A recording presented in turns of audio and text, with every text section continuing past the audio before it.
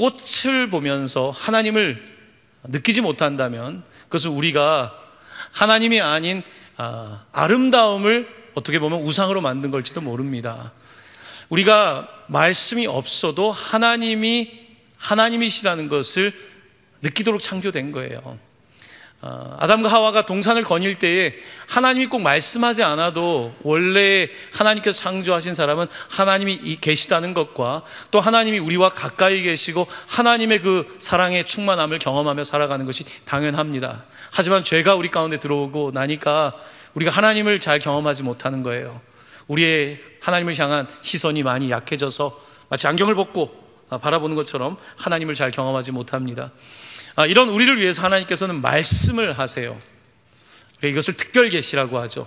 하나님이 계시해 주신 거예요. 하나님께서 말씀하고 계세요. 왜 여러분 자꾸 말합니까? 여러분은 왜 자꾸 말해요? 상대방이 좀 알아들으라고 말하는 거 아니에요? 또 말하고 또 말하고, 아빠 그만해 하는데 또 얘기하고, 자기 좀 그만해 하는데 또 말하고. 그 이유는 뭡니까? 말하는 것은 좀 알아들으라고 하는 거잖아요. 근데 어때요? 사람의 말은 알아들으라고 말하면 서로 더 목소리가 커지는 게 우리의 모습 아닙니까? 하나님께서는 상당히 분명하게 말씀하시는 분이세요. 그래서 우리는 성경 66권을 통해서 말씀하시는 하나님을 만나는 거예요. 그런데 안타깝게도 마치 우리가 꼭 들어야 될 말을 듣지 않고 듣지 말아야 되는 말을 듣는 것처럼 하나님께서 우리에게 말씀하고 계심에도 불구하고 그 말씀을 듣기보다는 우리는 다른 것들을 듣게 되는 그와 같은 우리의 욕망에 이끌리는 사람인 것을 고백하게 됩니다. 하나님이 오늘도 우리에게 말씀하십니다. 또 말씀하시는 거예요.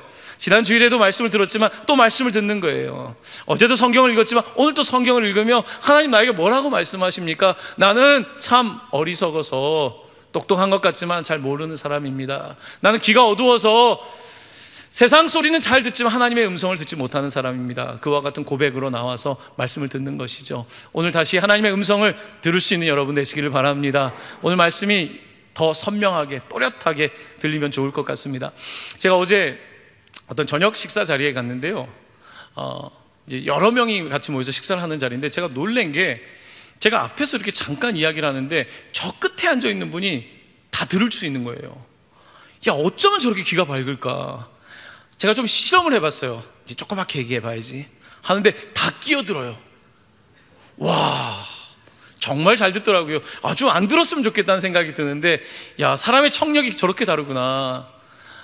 내가 하나님 말씀을 정말 저렇게 들을 수 있다면, 저기서 말씀하셔도 들을 수 있고 또 저기서 말씀하셔도 들을 수 있고 아래에서 위에서 어디든 말씀하셔도 내가 들을 수 있다면 참 좋겠다는 생각을 합니다. 사랑하는 성도 여러분, 다시 한번 축복하는데요, 말씀을 들을 수 있는 여러분 되시기를 간절히 축복합니다. 하나님 말씀에 대해서 좀 오늘 하나님 말씀은 어떠한 유익함이 있는지를 좀 보려고 하는데요, 네 가지 포인트로 좀 이야기를 하고자 합니다. 먼저 여러분들 7절 말씀 전반부입니다. 이렇게 구조가 되어 있어요. 7절 전반부를 보시면 여호와의 율법은 어떠하여? 완전하여 영혼을 소성시키며. 자, 그 다음 보시면 여호와의 증거는 어떠하여? 확실하여 우둔한 자를 지혜롭게 하며. 8절 말씀, 여호와의 교훈은 어떠하여? 정직하여 마음을 기쁘게 하고. 여호와의 계명은 어떠하여? 순결하여 눈을 밝게 하시도다. 자, 오늘 이 본문 말씀은 하나님의 말씀을 네 가지로 표현하면서 네 가지의 특징과 함께 네 가지의 특징이 가져다 주는, 우리에게 주는 유익함에 대하여 말씀하고 있는데, 바로 그 첫 번째입니다. 첫 번째, 여호와의 율법은 어떻다고요? 완전하다는 것입니다. 이 완전이라는 단어에는 첫 번째는 흠이 없다는 뜻이 있어요. 흠이 없다. 완전은 흠이 없는 거잖아요. 하나님의 말씀은 흠이 없다는 거예요. 흠을 찾을래야 찾을 수가 없다는 거예요. 어떤 성경학자들은 자꾸 성경에서 흠을 찾으려고 그래요. 왜 이런 말을 썼을까? 그런데 우리가 사실은 성경을 몰라서 하나님의 말씀 속에서 이런 거는 좀 이상한 것 같아, 흠이 있다라고 생각하지만 하나님의 말씀에는 무흠, 흠이 없는 거예요. 하나님의 말씀 흠이 없고 우리가 흠이 있고 우리의 지식이 모질라고 지혜가 모자라서 하나님의 말씀을 완벽하게 완전하게 받아들이지 못하는 것이지, 하나님의 말씀은 흠이 없습니다. 이 말씀이 흠이 없고 이 흠이 없는 말씀이 우리의 영혼을 소성시킨다는 것입니다.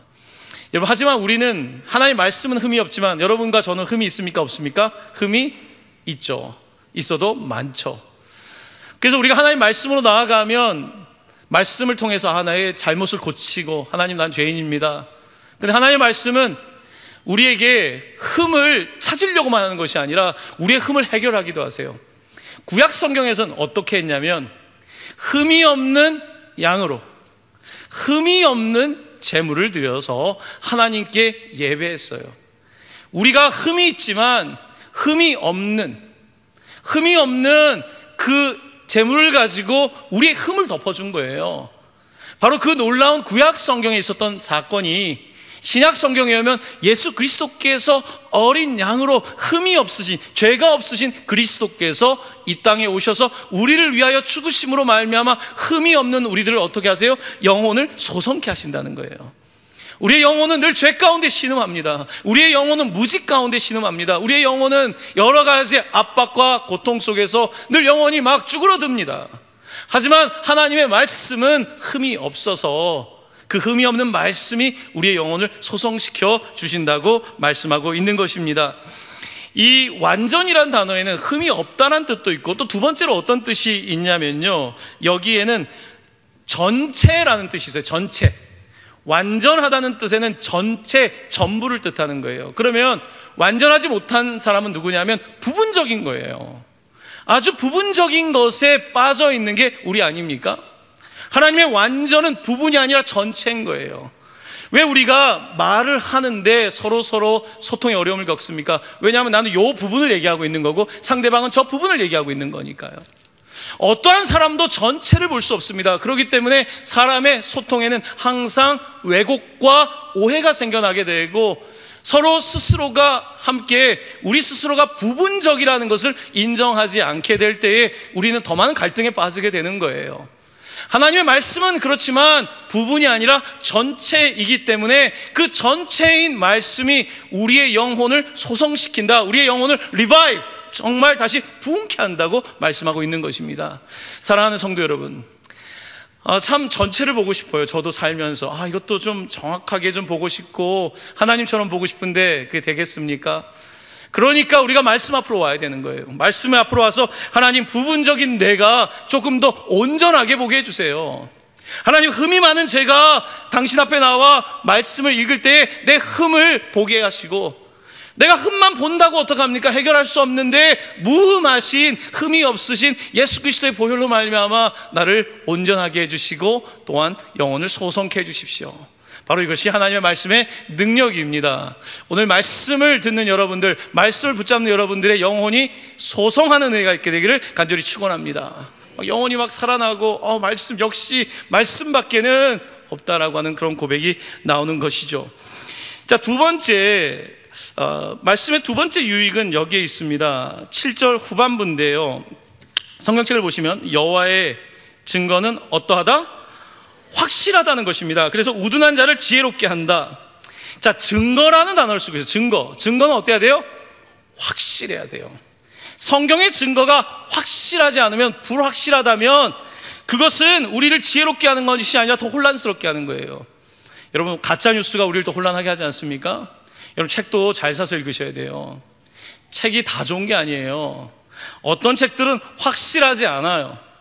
과학적 근거도 부족하고 철학적 논리도 부족하고 전반적인 지금 세상에 나와 있는 지식들을 제대로 섭렵하지 못하고 그냥 쓴 책들이 많아요. 그런 책들을 읽다 보면 어떻게 되냐면 선동이 되는 거예요. 진리를 따라가는 것이 아니라 그와 같이 확실하지 않은 것들을 따라갈 때 우리는 그저 선동되고 흥분한 상태가 되는 거예요. 진리는 그런 것이 아닙니다.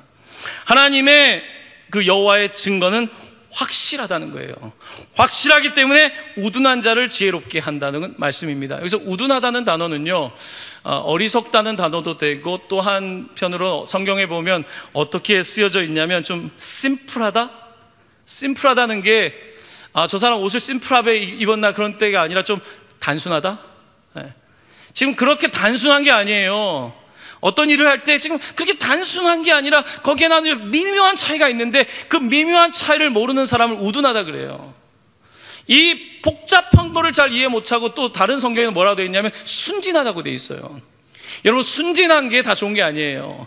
여기서 어리석다, 우둔하다는 단어는 지나치게 순진하고 지나치게 단순하고 어리석어서, 여기서 지혜롭게라고 하는 단어는 슬기롭게라고도 표현할 수 있는데, 슬기롭게라고 하는 뜻은요, 어떤 거냐면, 슬기로운 사람은 꼭 미묘한 걸 아는 사람을 슬기롭다 그래요. 그 사람 만나서 얘기를 해보면 참 슬기로운 거는 내가 어떻게 해야 될지 모르겠는데 그 참 미묘한 그 차이를 아는 거, 이게 슬기로운 거예요. 자, 여호와의 증거는 어떡하다? 확실해서 우둔한 사람을 어떻게 한다? 지혜롭게, 슬기롭게 하신다는 것입니다. 그래서 말씀을 계속 묵상하는 사람이 어때요? 슬기로워요. 세상의 지식을 많이 가지고도, 대단한 스펙을 가지고도 판단력이 떨어지고 정말 인생을 제대로 살지 못할 수 있는데, 하나님 말씀 속에 있는 사람은 지혜롭다는 거예요. 슬기롭다는 거예요. 그 미세한 차이를 안다고 말씀하고 있는 것입니다. 사랑하는 성도 여러분, 하나님 말씀 어떻다고요? 확실합니다. 확실한 말씀 여러분 어떻게 하실까요? 지혜롭게 하십니다. 확실한 말씀을 붙잡게 되시길 바랍니다. 지금 여러분의 삶에 좀 혼란스러운 것들이 많이 있죠. 네, 이거 어떻게 해야 되지? 이런 얘기 저런 얘기 들을 때 어떻게 해야 되지? 그럴 때 우리가 그 미묘한 차이를 알아야 되는 거거든요. 하나님께서 여러분에게 확실한 증거로 미묘한 차이를 깨닫게 하시고 지혜를 주시기를 간절히 축원합니다. 자, 세 번째 성경의 유익인데요, 세 번째 8절 말씀을 보시면, 여호와의 교훈은 어떻습니까? 정직하여 마음을 기쁘게 하고. 자, 정직과 기쁨이라는 단어를 한번 연결해 보세요. 정직한 것과 기쁜 게 무슨 상관이 있을까? 이 정직이라는 그 원어는 어떤 뜻이냐면요, right, 옳다는 뜻이에요. straight, 직선이라는 뜻이에요. 정직한 거는 직선이에요. 곡선이나 삐뚤어진 선이 아니라 straight이라는 거예요. 하나님의 교훈은 straight이에요. 직선적입니다. 듣기 싫으니까 우리가 이렇게 돌려가지고 이야기하죠. 그렇지만 하나님의 말씀은 직선적이에요. 그렇기 때문에 사람들은 성경을 읽기를 싫어해요. 왜냐하면 너무 직선이에요. 하나님의 말씀을 좀 이렇게 돌려서 해주시면 좋겠는데, 하나님의 말씀을 좀 덜 다치게 해주시면 좋겠는데, 하나님 그렇게 말씀하세요? 그거는 내가 그렇게 읽는 거고요. 하나님의 말씀은 때때로는 내가 대면하고 싶지 않은데 나에게 그렇게 대면하게 하세요. 그렇게 바라보고 싶지 않은데 나의 연약함을 바라보게 하고, 나의 죄성을 바라보게 하고, 나의 무지함과 나의 연약함을 바라보게 할 때에 하나님 말씀은 스트레이트인 거예요. 정직한 거예요. 그 정직함이 뭘 가져다 준다고요? 마음에 기쁨을 주는 거예요. 여러분, 우리가 조금 이렇게 곡선으로 조금 원칙을 어기고 살아가면 좀 행복을 더 누릴 수 있는지 모르겠습니다. 조금 더 쉽게 성공할 수 있고, 조금 더 쉽게 쾌락을 얻을 수 있고, 내가 원하는 것을 누릴 수 있을지 모르지만요, 거긴 기쁨이 없어요. 기쁨은 반드시, 이 joy라고 하는 단어는 반드시 양심이라고 하는 conscience와 관계된 거예요. 양심에서 벗어나면요, 쾌락, 어떤 신경학적인 어떤 쾌락감을 느낄 수는 있지만 그것이 우리 가운데 어떤 깊은 내면 속에서의 기쁨을 주진 않습니다. 기쁨은 반드시 양심과 관련된 거예요. 양심은 straight이에요. right and wrong, 옳고 그른 것에 대해서 말씀하는 거예요. 자, 우리 시대가 왜 많은 사람들이 이렇게 물질적으로도 잘 살고 이렇게 많은 것을 가지고 있는데 왜 사람들이 기쁘지 않을까요? 왜 그럴까요? 쾌락은 있지만 기쁨이 없는 거예요. 그것은 스트레이트하지 않기 때문에 그런 거예요. right, 바로 서 있지 않기 때문에 그런 거예요. right을 right라고 말하지 않고 틀린 것을 wrong을 wrong이라고 말하지 않기 때문에 우리 가운데 기쁨이 사라지는 것입니다. 우리가 그래도 신앙생활하면서 하나님이 주시는 유익은 뭡니까? 우리도 다 치우쳤잖아요. 성경은 우리 모든 사람이 죄 가운데 치우쳤다는 거예요. 다 직선으로 가려고 하는데 나도 모르게 다 옆길로 간다는 거예요. 그래서 우리는 모두 치우쳐서 하나님의 영광에 이를 수 없는 악한 존재이지만 하나님께서 우리 가운데에 선한 양심을 회복하시고, 나로서는 도저히 구원받을 수 없지만 예수 그리스도의 그 구원의 능력으로 우리가 새롭게 될 때에 우리가 나는 wrong, 나는 틀렸지만 예수 그리스도는 right, 당신은 옳고, 그리고 그 오르신 당신의 말씀에 비추어서 그래도 내가 굽어진 나이가 이렇게 펴져서 당신을 따라갈 때에 그때 우리 가운데 기쁨이 생겨나는 줄로 믿습니다. 기쁨. 여러분, 기쁨 원하지 않습니까? 하지만 잠시의 어떤 느낌이 아니라 깊은 곳에서 나오는 그런 기쁨을 누리시려면 여러분, 끊임없이 하나님의 옳은 말씀, 하나님의 정확하신 말씀을 따라가는 여러분들 되시기를 간절히 축원합니다. 자, 네 번째입니다. 네 번째는 8절 또 후반부에 있는데요. 자, 여호와의 이번에 계명은 어떻습니까? 순결하여 눈을 밝게 하시도다. 아멘. 자, 순결과 눈이 밝은 것을 지금 매칭을 시키고 있는 것입니다. 순결하다, 어떤 겁니까? 퓨어한 거예요. 퓨어. 불순물이 들어가지 않은 거예요. 하나님의 말씀에는 불순물이 없어요. 하나님의 말씀은 담백해요. 하나님의 말씀은 먹고 나면 물을 자꾸 마시고 싶지 않아요. 하나님의 말씀 어때요? 먹은 그 자체로 좋아요. 물 얘기를 했더니 물이 마시고 싶어서. 하나님의 말씀은 퓨어합니다. 순전합니다. 순수합니다. 이 말씀이 우리를 어떻게 하냐면 우리의 눈을 밝게 해준다는 거예요. 자, 그러면 그 반대로 하나님의 말씀이 아닌 우리의 말, 세상의 말은 순수하지 않아요. 불순해요. 불순한 건 뭡니까? 오염되어 있어요. 불순물이 많이 들어가 있어요. 그래서 괜찮아 보이는데 그 안을 성분 조사를 해보면 여기에 악한 의도, 여기에 악한 생각, 여기에 우리를 자극하는 감각적인 악함들, 모든 것들이 들어가 있단 말이에요. 여기에 불순물을 다 넣었단 말이에요. 여러분들 요즘 우리가 음식을 사서 먹는데 거기에 뭐 들어갔는지 알게 뭐예요? 잘 모르잖아요. 유통과정 어떤 줄 아십니까? 거기 어떤 불순물이 들어갔는지. 여러분, 요즘 엄마들이, 아이들 키우는 엄마들 지금 사무실에 많이 계신데 어때요? 아이들 음식 먹일 때 불안하잖아요. 이유식 많이 불안하시잖아요. 사서 먹이는데 이게 정말 어떻게 만드는지 알 수 있어요? 이런 것 때문에 요즘 스타트업 회사 중에는 유통 과정을 명확하게 자세하게 만들어가지고 공개하는 회사들도 있죠. 왜 그래요? 사람들은 못 믿겠다는 거예요. 불순물이 있는지 못 믿겠다는 거예요. 하나님의 말씀은 불순물이 아니에요. 하나님의 말씀은 순수합니다. 순전합니다. 정말 순전한 기름 같아요. 그래서 이 말씀을 우리가 받을 때에 이 말씀은 우리에게 눈을 밝게 해준다고 말씀하고 있습니다. 사단은 우리에게 끊임없이 와서 불순물을 넣어요. 선악과 예쁘게 보이게 하죠. 와, 저건 순수하다. 선악과 먹으면 정말 맛있겠고 먹음직도 하고 또 탐스럽고 보암직도 하고. 그런데 그게 사실은 불순물이 사단이 넣은 거예요. 사단이 그 불순물을 우리의 마음에 넣게 될 때 이걸 먹으면 내가 좋아지겠다, 불순한 생각이에요. 하나님 대신에 내가 선과 악을 결정하겠다, 너무나 불순한 생각이에요. 그 불순한 생각을 가지고 하나님을 접근하게 될 때 우리가 오염된 거죠. 우리가 불순한 거죠. 우리의 눈이 밝아졌는데, 성경은 뭐라고 합니까? 선악과를 먹고 눈이 밝아졌는데, 밝아졌더니 어때요? 내가 벌거벗은 걸 깨달은 거죠. 우리의 눈이 밝아진다는 것이 건강한 밝아짐이 아니라 우리 스스로의 약점, 우리의 연약함들이 더 드러나게 된 거예요. 더 노출돼 버린 거예요. 이걸 먹으면 더 순수하고 이걸 먹으면 더 좋을 거라고 생각했는데 그것이 아니라 오히려 우리의 연약함과 우리의 부끄러움과 감추고 싶은 모습들만 더 드러나게 된 것이죠. 성경은 이와 같이 불순한 우리들, 스스로는 퓨리파이어가 우리를 깨끗하게 하는 정수장치, 여과장치가 되어 있지 않은 우리들을 위하여서 하나님의 말씀은 여과장치처럼 순수해서 우리의 눈을 밝게 해주신다고 말씀하고 있는 것입니다. 사랑하는 성도 여러분, 주의 말씀으로 밝아지신 은혜가 있기를 간절히 축원합니다. 올해 표가 뭡니까? 복음으로 바라보라. 바라보라. 잘 바라보는 게 중요하거든요. 복음으로 바라보라. 말씀 묵상하면서 요즘 이제 표를 자꾸 생각하니까 복음으로 바라보는 게 뭘까? 어떻게 하면 잘 바라볼까? 운동선수들을 생각해 봤어요.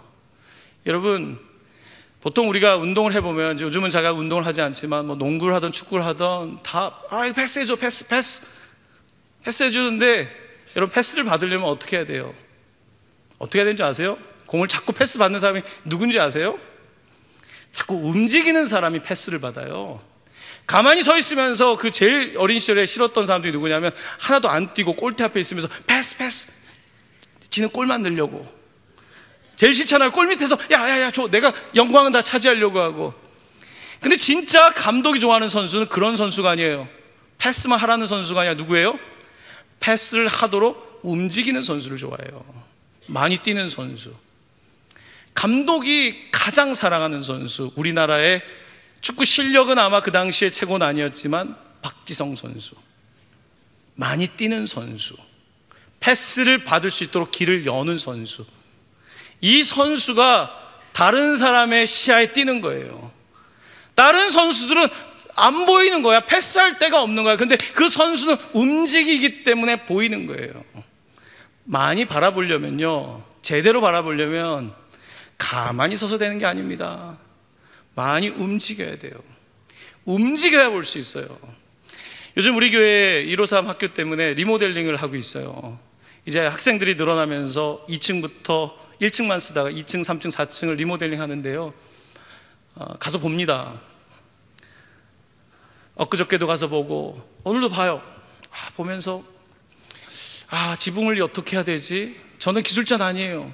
봐요. 여기 이렇게 하면 해놓고 후회할 것 같은데 어떻게 해야 되지? 찾아봐요. 여기 이런 데는 이런 디자인이 들어가면 혹시나 좋을까?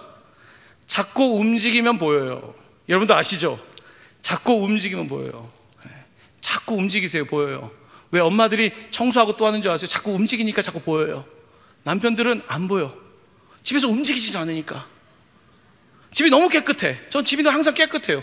근데 신경 쓰고 있는 움직이는 아내는 보여요, 안 보여요? 다 보여요. 벗어놓은 양말 보이고 벗어놓은 추리닝 보이고 다 보이는데 나는 전혀 안 보여. 왜요?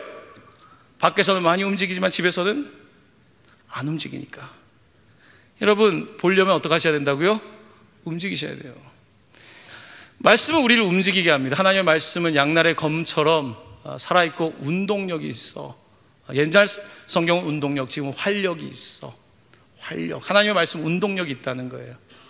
하나님의 말씀 운동력이 있는 것처럼 우리가 움직일 때, 우리가 운동력을 가지고 말씀을 따라서 움직일 때 보이는 거예요. 가만히 있다고 보이지 않습니다.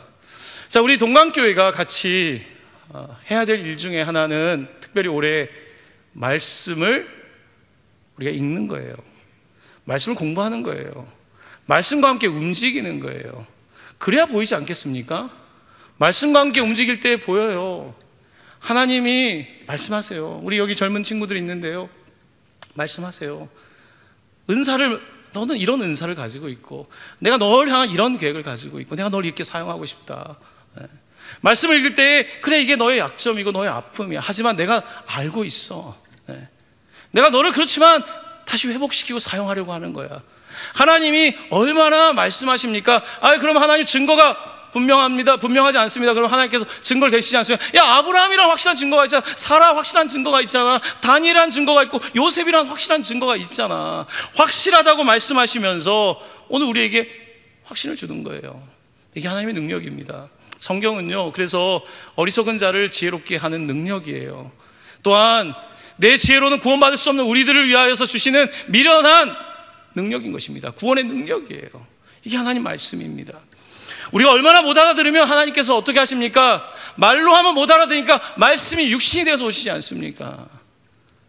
어떻게 예수님을 보고 내가 감격하지 않을 수 있어? 나처럼 못 알아듣는 사람을 위해서 그가 실제적으로 인간의 몸을 입고 오셨잖아요.